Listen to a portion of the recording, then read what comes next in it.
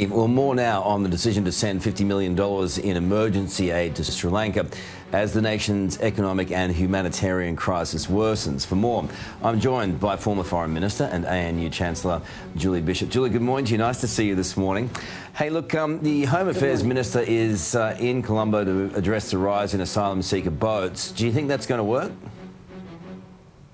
Australia does have to send a message to the Sri Lankan government and to the Sri Lankan people that while we will support them at home, we are providing about $50 million in humanitarian support as part of an international effort.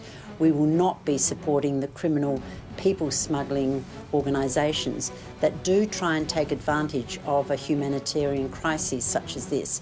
Now, this crisis has been some time coming.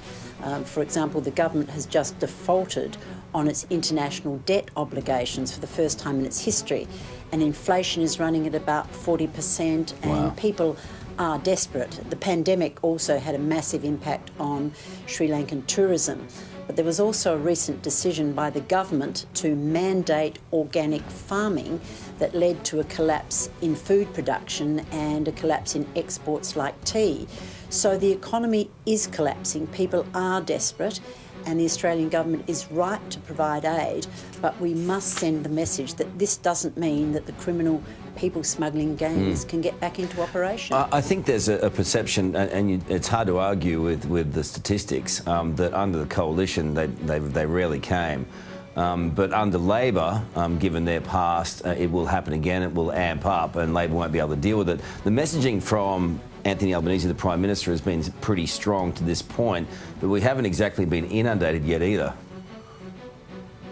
Well, this crisis has been some time coming, but up until recent months, there was some kind of stability in Sri Lanka, but it's now erupted. And so the pressure will be on because the people smuggling organisations, and some of them are like organised crime, they will be luring people to pay money to get on unseaworthy boats to make that treacherous journey to Australia. It's a terrible situation. So the government must send a very powerful message that we will support Sri Lankans in their hour of need at home, but we will not support the people smuggling trade. Gee, it's a mess. Auslanka TV Daily News.